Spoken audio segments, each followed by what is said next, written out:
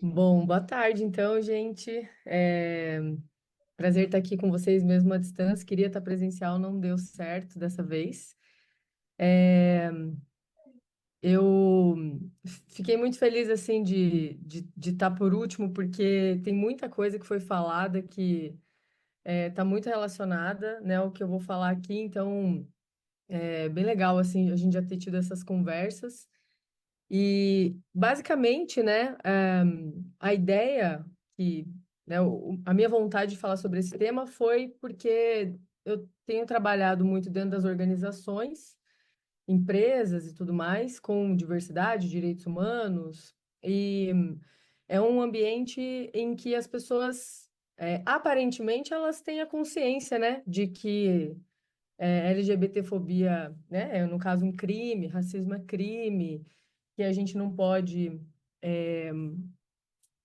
ter preconceito contra as pessoas, mas na prática isso não acontece, né? Na prática a gente não avança. E aí o meu objetivo era entender o que que tem por trás dessa dificuldade de avanço tão grande e como que a gente pode usar a psicologia corporal para nos ajudar nesse processo, especialmente nesse contexto das organizações. Tá travando ou não? Tô sentindo que minha tela tá meio. E como que a gente pode levar, talvez, Perfeito, hein? uma. Ah, beleza. Levar esse tema de uma forma que possa ser não só tão racional e que a gente possa trazer o corpo para essa conversa. Opa, peraí. Então, como o Fred já trouxe isso, a Van principalmente, né, trouxe esse contexto de gênero enquanto uma construção social, né? Gênero é uma representação de fato. Mas como nos ensina a Teresa de Lauretis, ela fala que isso não significa que não tem implicações reais, tanto sociais quanto subjetivas, na vida material das pessoas. Muito pelo contrário.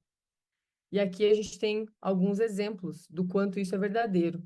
A violência contra a mulher, ela continua aumentando. A gente tem, né, teve um número de quase 50 mil mulheres assassinadas entre 2011 e 2021.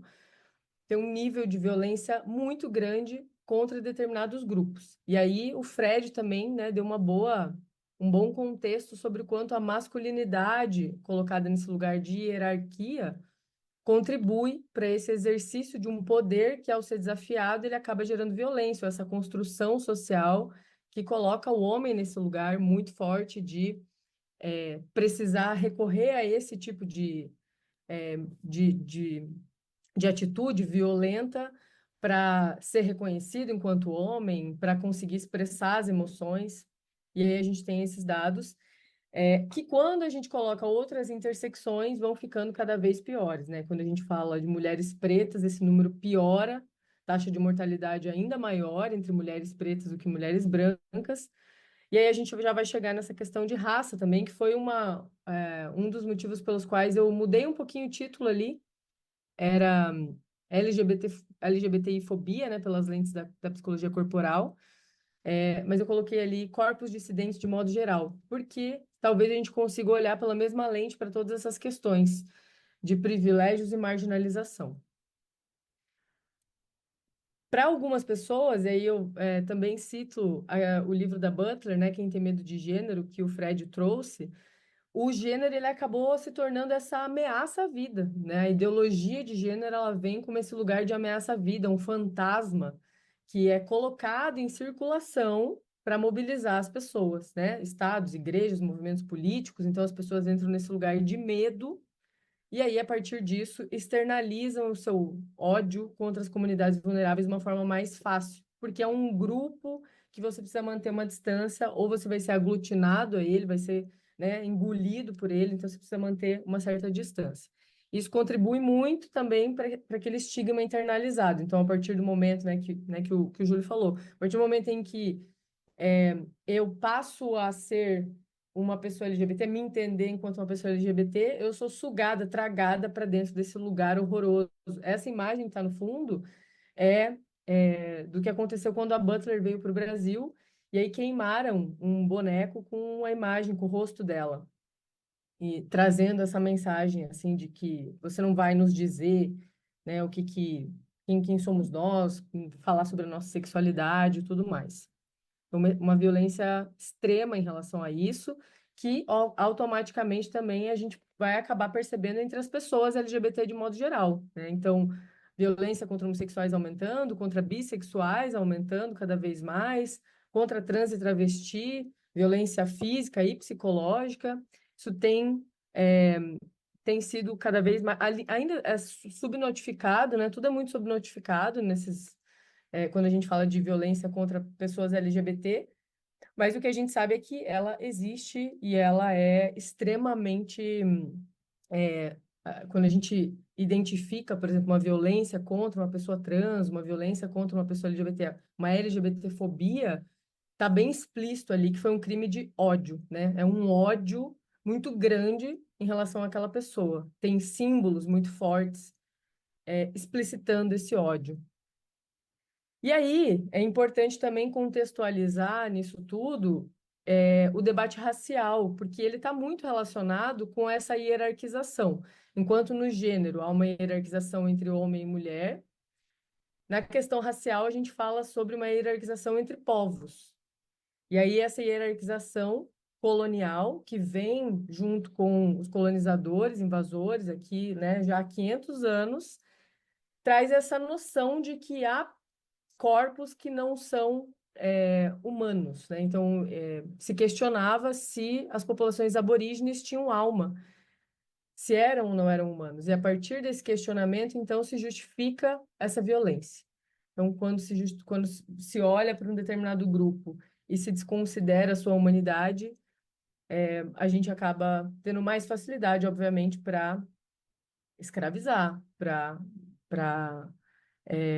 para torturar, enfim. Então, foi usada essa manobra durante muitos anos. E qual que é o problema disso? Além de todo o efeito que causou, não, ainda está na gente, né? Ainda está dentro dos nossos corpos. Essa herança colonial patriarcal está dentro da gente, tá? É isso que eu, né, gostaria de propor, assim, a gente olhar para isso, né? Essa violência quando a gente olha para os números e entender que esse número, 77% das vítimas de violência no Brasil são pessoas negras, são as pessoas mais encarceradas, têm maior risco de serem assassinadas, né? Populações indígenas na contramão dos números, né, que o Atlas da Violência traz, que a violência tem caído, mas não entre as comunidades tradicionais, né, que têm cada vez mais sofrido essa violência. Isso é a herança colonial que está sendo reproduzida o tempo todo. Ah, mas ela está sendo reproduzida por determinados grupos que estão no poder. Será, né, que é só nesses grupos? Será que é a partir apenas dessas pessoas que estão em determinados locais? Ou será que a gente não tem um pouco de violência colonial encalacrada dentro da gente, né? Esse ódio socialmente construído encalacrado nos nossos corpos de alguma forma. E essa dificuldade, muitas vezes, que a gente tem de conseguir se relacionar com pessoas diferentes da gente, dentro desse contexto em que a gente foi ensinada, de alguma forma, a excluir corpos dissidentes dos nossos. Eu vou mostrar um vídeo agora, rapidamente, tem 2 minutinhos. Ele é bem forte, esse vídeo, assim, mas ele é importante para a gente refletir sobre o quanto isso está dentro da gente, né? Quanto está aprofundado, o quanto é difícil a gente se colocar num lugar de imunidade, né? Como se a gente não tivesse atravessado por isso. Esse vídeo, que eu espero que ele abra em algum momento breve, ele foi gravado no México, mas foi feito um estudo também aqui no Brasil com os mesmos resultados. Foi feito uma experiência muito parecida em vários locais, e os resultados sempre são muito parecidos. Se não estiver saindo som, por favor, vocês me avisam, que aí eu vejo outra forma aí. Beleza, solta lá. ¿Cuál es el muñeco moreno? ¿Y cuál es el muñeco blanco? ¿Cuál muñeco es bonito? ¿Cuál muñeco es feo? ¿Cuál muñeco es malo? ¿Cuál muñeco es malo? Este. ¿Y por qué? Porque, bueno, este es moreno y este es blanco. ¿Cuál muñeco es feo? ¿Por qué?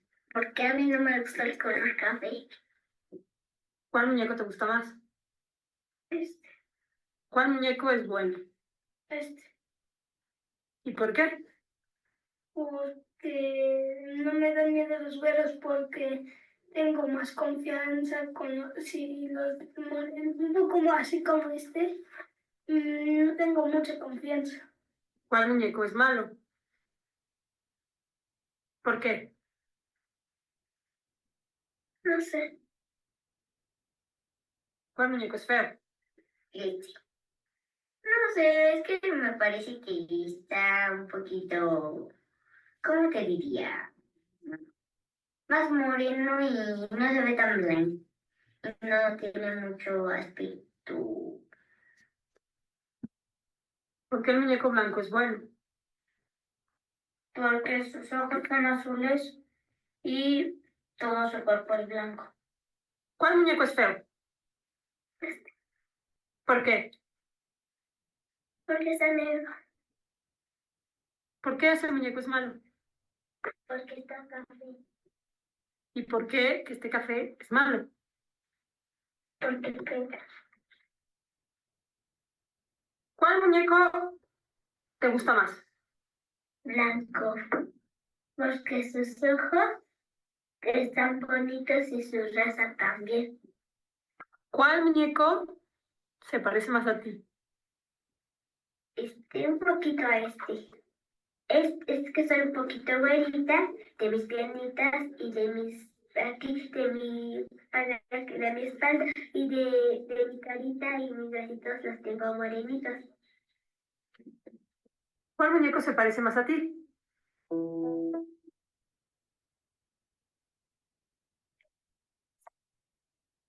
¿En qué? Sí.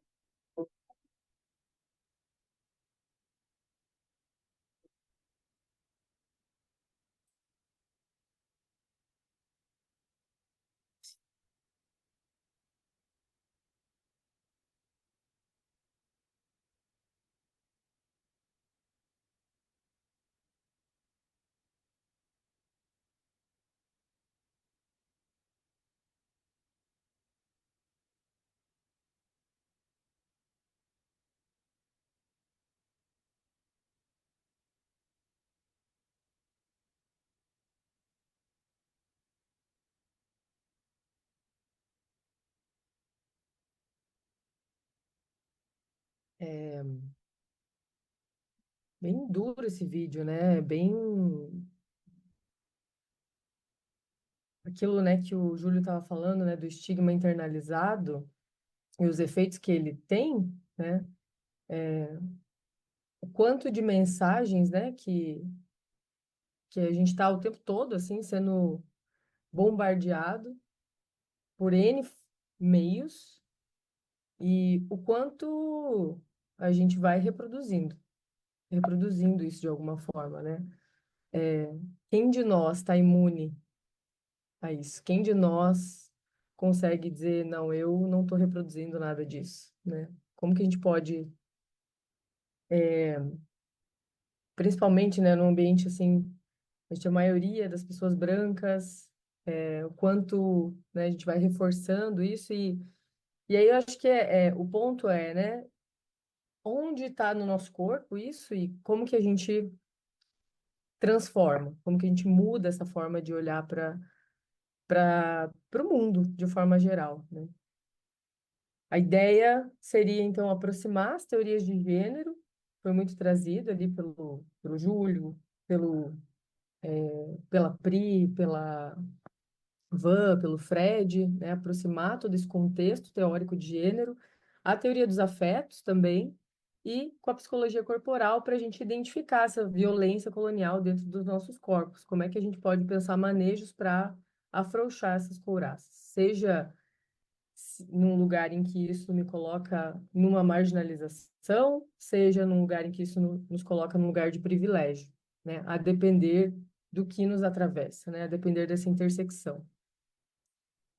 Essa aqui é a Marininha lá do passado, tentando se expressar de uma forma diferente. Peguei a roupa do meu irmão, que tinha ido num casamento, e coloquei. Fiquei morrendo de vergonha, mas em determinado momento lá saí, e daí tiraram essa foto, e eu fiquei, enfim, super envergonhada, com algo que talvez não devesse gerar tanto constrangimento, mas eu sabia que eu estava fazendo alguma coisa errada, eu sabia que eu não poderia me expressar de maneira diferente de o que se considera feminino, do que é de uma menina, né? É, eu sou filha mais velha de uma família extremamente conservadora, católica, né? De uma cidade pequena do interior, então aprendi a diferença entre homem e mulher desde muito cedo, né? Não só dentro da família, mas através de todas as mensagens. E à medida em que eu ia me movendo no mundo, os meus movimentos eram controlados, né? Fala mais baixo, fecha as pernas, seja mais delicada, se molde, né? Como a gente falou agora há pouco, né? A única ideologia que existe é essa, né? Que cis heteronormativa. Os presentes que a gente ganha, sempre relacionados ao cuidado, os espaços que a gente pode ocupar, enfim, a Pri também falou bastante sobre isso, né? Sobre o quanto é difícil estar nesse meio. Então eu ia tentando, né? Eu ia tentando ficar um pouco mais adaptada ali a esse espaço, tentando ser pertencente, tentando fazer o que se esperava de mim, que no caso, talento nenhum eu tinha, né, para isso. É, e isso era esse aprendizado contínuo, né? Assim como eu aprendia também sobre o racismo, né? Eu aprendi a diferença que se colocava no mundo entre pessoas brancas e pretas, não, talvez não de forma tão direta, mas através dos símbolos, né? Então, quem são as pessoas que estão à minha volta ali na escola? Quem são os professores? Quem são as pessoas da limpeza? Quem são as pessoas que são representadas nos filmes, na TV, como pessoas de sucesso? Quem são as pessoas que são representadas como elas são, né? A criança, a gente é esponja mesmo, vai aprendendo muito rápido. E aí a gente vai colocando isso como marcas, né, no nosso corpo. E E a mensagem que ia sendo passada era essa, né? Não seja você. Meu corpo, ele ia se encouraçando, né? Se encouraçando a depender do comando que eu recebia, que era impresso no meu corpo, cada código ia formando essa dança de afetos, né? Como que a gente afeta e é afetado pelo mundo, vai formando esse corpo específico, esse corpo mais rígido, mais mótil, né, mais poroso, enfim, dependendo do lugar onde a gente vai caminhando, quais são as relações que a gente tem. Uma família um pouco mais progressista, um ambiente mais aberto, talvez, né, a pessoa consiga se desenvolver de uma forma mais flexível. Mas como a Pri trouxe, né, em ambientes extremamente religiosos, aí é um outro corpo que se forma. E aí, enfim, mais tarde eu entendi que eu era uma mulher lésbica, eu me entendi enquanto uma mulher lésbica e decidi viver essa verdade, não sem ter enfrentado um longo período de depressão, né, bastante sofrimento, estigma internalizado muito forte, e desobedeci essa mensagem de não ser eu mesma, basicamente, né? Acabei desobedecendo.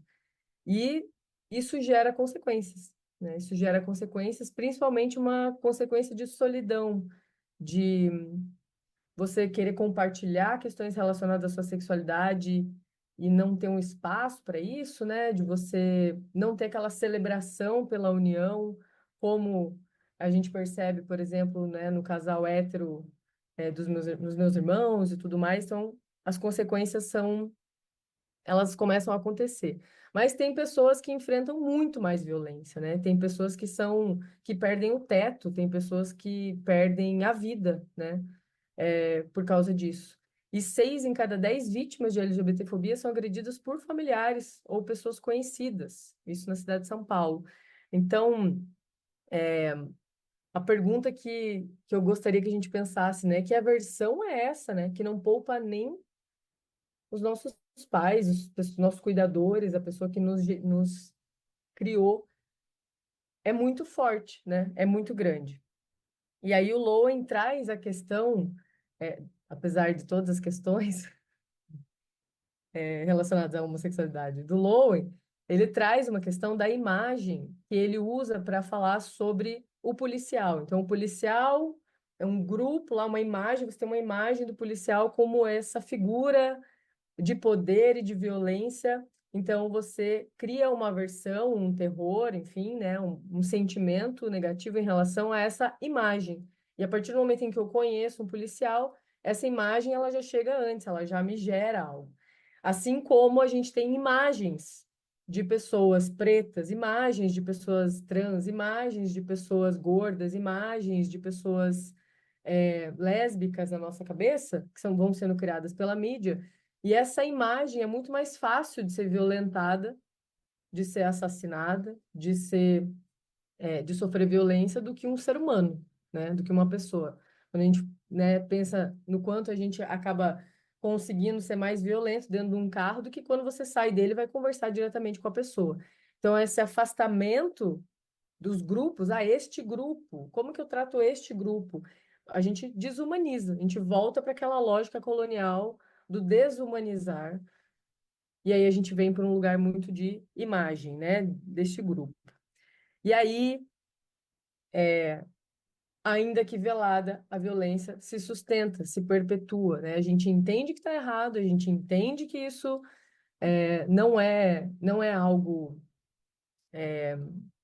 que se deva fazer, e ainda assim acontece repetidamente. Depois do Black Lives Matter, os números de mulheres pretas na liderança das empresas aumentaram expressivamente, assim, homens e mulheres. 2 anos se passaram e agora já voltou a pior do que era antes. Então, o movimento social ele traz essa provocação, né, esse lugar de diálogo e de pressão, mas está muito internalizado. E aí, quando eu falo de internalizado, muitas vezes a gente vai para um lugar do viés inconsciente, né? Nas empresas tem muito isso. Ah, é um viés inconsciente. Mas, normalmente, esse viés inconsciente é tratado como algo simplesmente racional, né? Dentro do nosso cérebro e não no nosso corpo. Então, a gente, da psicologia corporal, acho que a gente consegue trazer uma ferramenta que vai um pouco além, que é o quanto isso está no nosso inconsciente enquanto corpo. E não é só eu entender que isso está errado e entender que eu sou enviesado aqui no meu cérebro que vai acontecer. É preciso que o meu corpo mude. Por quê? Porque toda vez que eu encontro alguém, um corpo dissidente, a gente é afetado diretamente, nosso corpo é afetado, como algo físico mesmo, né? Os afetos, segundo o Brian Massumi, né, ele traz uma definição de que os afetos são forças autônomas viscerais, intensidades anteriores às intenções e que nos movem. São forças sociais, né, que geram gatilhos no nosso corpo e fazem ele responder de determinada forma. Então, se uma mulher entra numa sala cheia de homens, ela vai, muito provavelmente, vai sentir dentro de uma organização, né, que é esse ambiente extremamente conservador, ela provavelmente vai sentir alguma coisa ali no estômago, alguma tensão, né? Assim como talvez uma pessoa preta que entra numa sala cheia de pessoas brancas no ambiente corporativo também vai sentir isso, e vice-versa. As pessoas, a gente vai se afetando, e isso está anterior, né, à nossa intenção. E aí a ideia é como é que os afetos iluminam esses nossos poderes de afetar e ser afetado sem que a gente tenha consciência disso? Como é que a gente acessa esse inconsciente colonial que está no nosso corpo para poder reprogramar isso e formar um corpo que seja mais acolhedor? Então, basicamente, né, o que eu imagino é que a gente, no fundo, é um monte de ventrílocos, né? Ventrílocos controlados por esse sistema colonial, claro que em maior ou menor nível de consciência, mas que, de modo geral, se a gente não colocar consciência, a gente vai estar sendo movimentado nesse lugar inconsciente, trazido aí por toda essa formação a partir da mídia, a partir dos filmes, a partir das escolas, a partir das igrejas, a partir das nossas relações, a partir daquele bullying que foi feito, e aí para pertencer eu fiz também aquele bullying, eu entendi que ou eu fazia, ou eu ia ser segregado também, ou ia ser tratado de outra forma. Então, o que é que a gente faz para sobreviver nesse mundo e o quanto esse mundo acaba nos controlando de várias formas. Primeira pergunta que a gente poderia fazer seria: que corpos, então, nos inspiram amor? Que corpos nos inspiram segurança?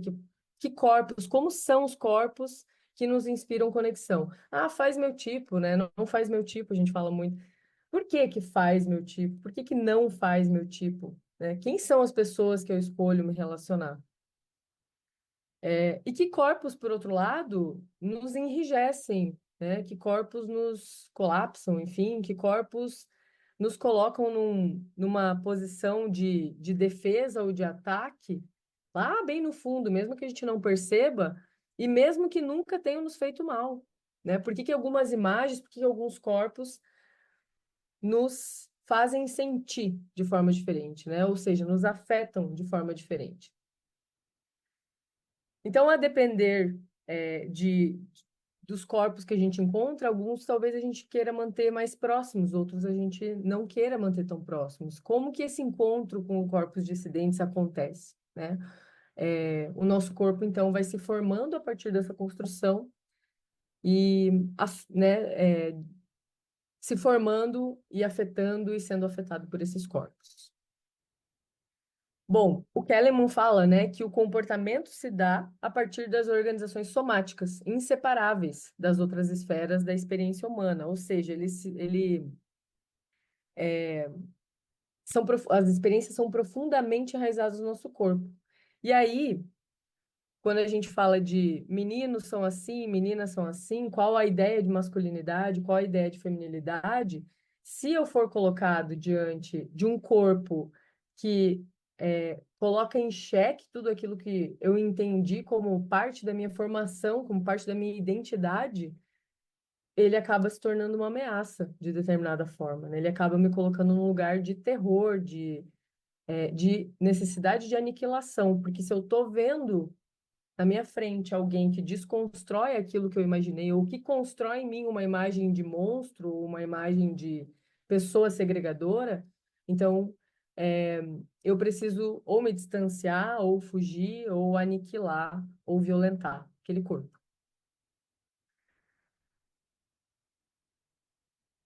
Esse daqui demora um pouquinho. Então, como que a gente se relaciona livremente com todos os corpos em uma sociedade que nos formou para temer, para odiar o diferente, né? O Lowen também fala, né, que a gente precisa, a gente não pode reprimir o terror, a gente precisa deixar ele se manifestar para que a gente consiga encontrar esse lugar de possibilidade de se conectar com o outro, né? Então, permitir as expressões das emoções reprimidas, desenvolver uma postura mais flexível e aberta à vida. Mas como, né? Nessa sociedade binária, colonial, que nos ensina a segregar, que nos ensina a se distanciar dos corpos que são diferentes dos nossos. Então, uma possibilidade, né, de tentar afrouxar as couraças dessa construção secular seria através do amor mesmo, né? Do amor, como diz o Lowen, né? Tentando fazer com que os nossos corpos acessem calor, abertura, expansão, relaxamento em contato com corpos dissidentes. Então, exercícios que nos ajudem a entrar nesse contato, corporificar a experiência do ódio. Pensando no método dos 5 passos aplicado a isso, então, no primeiro momento, a gente imaginaria, né? Que histórias me contaram em casa? Que histórias me contaram nos filmes, na escola, na igreja, sobre mulheres? Que histórias me contaram sobre pessoas com deficiência? Onde eu vejo essas pessoas? Onde eu vejo as pessoas pretas? Como eu vejo as pessoas indígenas, trans, gordas, homossexuais, né? Qual é o arcabouço teórico, prático? O que que existe dentro de mim, de memória, de bagagem? Que lembranças eu tenho dessas pessoas enquanto grupos? Qual a imagem que eu criei delas, né? Quais são os meus afetos em relação aos seus corpos? Num segundo momento, então, depois de trazer isso à tona, da gente conseguir acessar essa imaginação, ampliar. Opa, já passou. Como que eu rejeito essas pessoas? Como que eu acolho, somaticamente falando? Como eu me uso para me afastar ou me aproximar de determinados corpos? Entender o que está acontecendo ali, né? Quais são as sensações que o meu corpo tem quando eu estou mais próxima de uma pessoa que não representa em nada aquilo que me foi ensinado que é o certo ou que é o errado. Uma pessoa que eu nunca me relacionei, com um corpo completamente diferente do que eu mesma projetei que eu gostaria de ter. Como que a gente se relaciona com isso?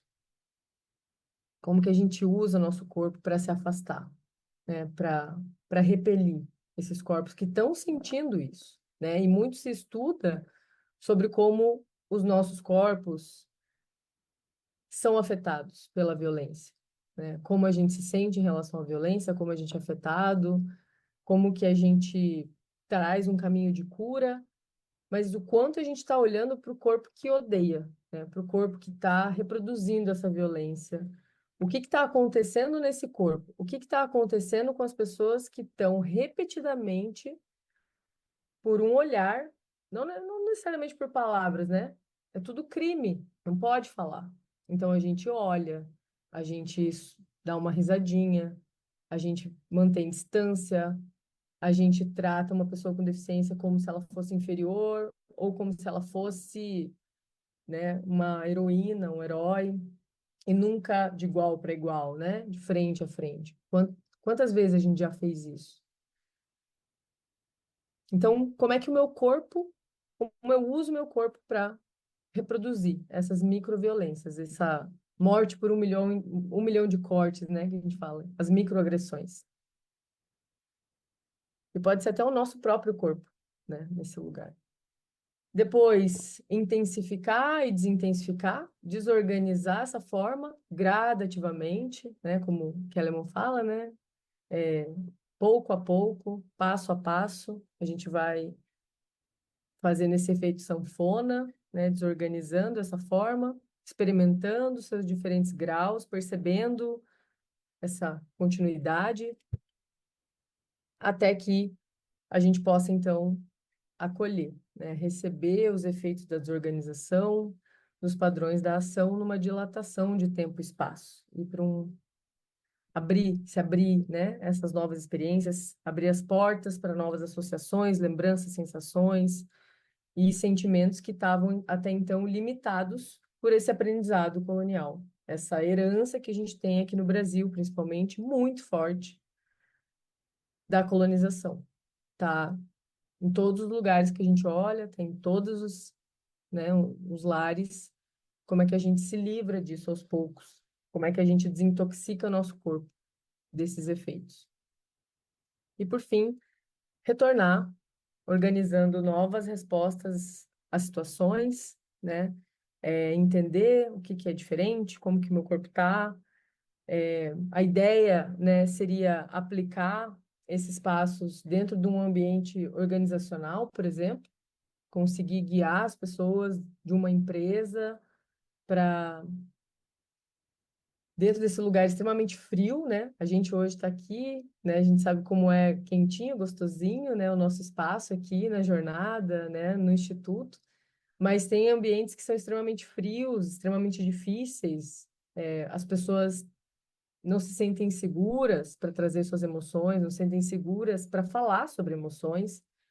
Então, a ideia seria tentar guiar essas pessoas por esse caminho, para que elas possam, aos poucos, irem tentando trazer essas situações, essas lembranças, e a gente tentar refazer esses corpos, né? Obviamente, num nível muito pequeno, que vai necessitar de bastante exercício, mas ir refazendo aos poucos esses corpos, até que, enfim, né? Se consiga, por exemplo, chegar, né? Uma pessoa acontece muito, né, raro, mas acontece muito, de famílias falarem, nossa, mas eu sou super a favor da comunidade LGBT, até que a filha aparece, sapatão. Aí a coisa muda, né, de conversa. Aí é outros 500. Como é que a gente chega num lugar tão natural, tão do nosso dia a dia, a partir do nosso corpo, que a gente consiga se relacionar livremente com os corpos dissidentes dos nossos, com os corpos que estão há tanto tempo marginalizados, e possa simplesmente conviver sem que os nossos afetos interfiram, sem que o nosso corpo entre na frente já abrindo essa violência.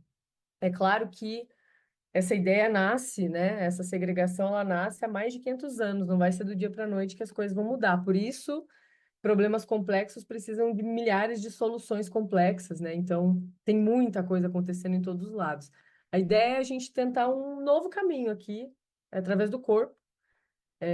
O corpo, ele, por tanto tempo, foi tratado como algo separado, né? Como se não fosse, como se ele fosse só o corpo, como se o nosso cérebro fosse algo superior, separado.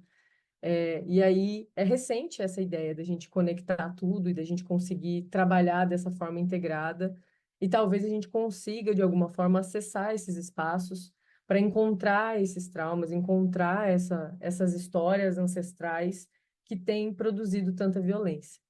E aí, esse vídeo, né, que aí eu encerro a minha fala com ele mostra para mim um pouco da magia que tem no momento em que uma fração de transformação afetiva acontece, né? Quando a gente consegue criar um afeto novo, nesse caso, dentro de uma família.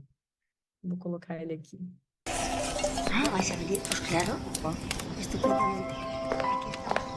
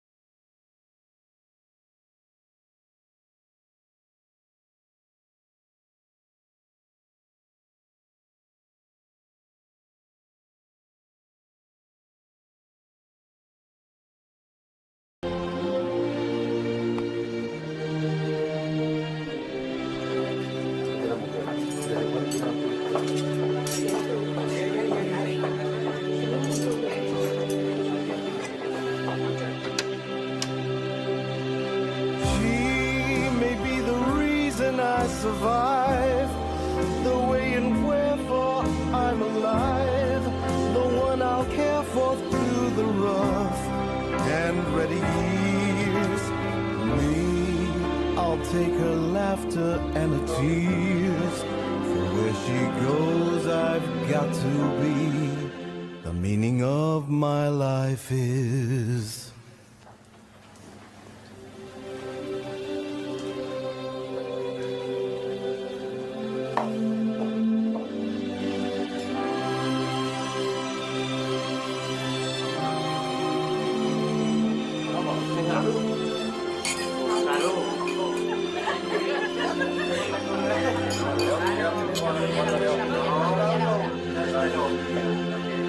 Ya,